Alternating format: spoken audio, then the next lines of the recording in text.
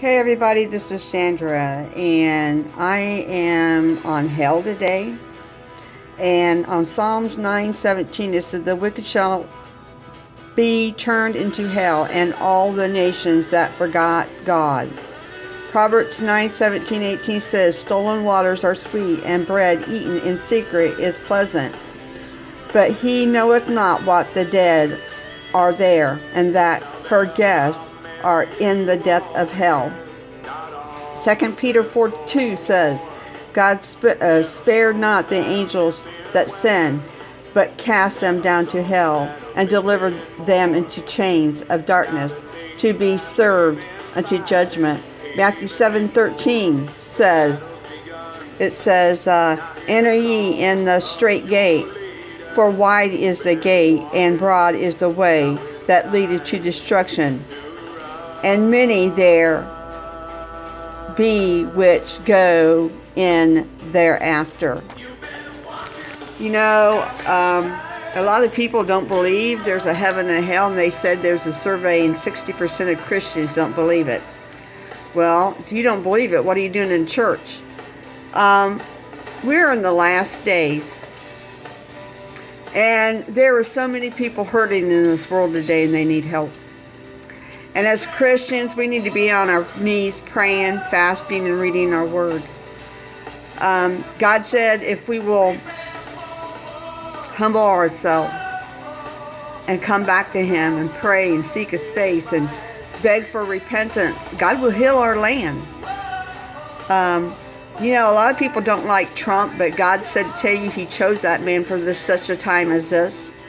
He said to tell you that, do you remember what you was when you first got saved? How long did it take you to get cleaned up for some things? I know I used to say the F word. I mean, it was such a habit, I didn't even know I said it. It took a year for God to get that out of my mouth. So we need to be praying for our nation, praying for our president and our vice president. We need to be fasting as Christians. We're in trouble, and the only one's going to turn it around is God. And God said the foundations is praying for God to give them more time for souls to be saved. And God said He wants to give us another 4 years. That's up to us. That we have to get Trump in for the next election. God said don't sit there and think He's doing it. He said He gave you the authority. He gave us the authority over this land. That means you are to vote. If you're not a Christian, if you're a Christian, you're to vote. God said you ain't supposed to vote for someone that believes in abortions. You ain't supposed to vote for somebody that believes in gays and lesbians. You're not supposed to vote for that stuff. We have put people in that office that should not be there. We have to get the Democrats out, God said. And He will give us 4 more good years. And I told you, God said devastation is coming upon the United States. We are going to pay for all the abortions that we have set back and allowed for these babies to be ripped apart, murdered, burnt alive, put salt solution in their body and burnt them inside out. Our nation is going to be judged for that. And for allowing them passing laws for gay and lesbian rights, and to allow them to be able to raise a child up.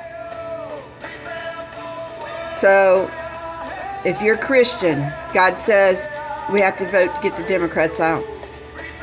And I told you, God said He's warning you, He's drawing a line.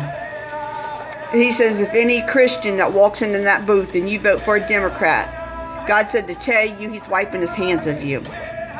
He's drawing the line just like He did back in Moses' day.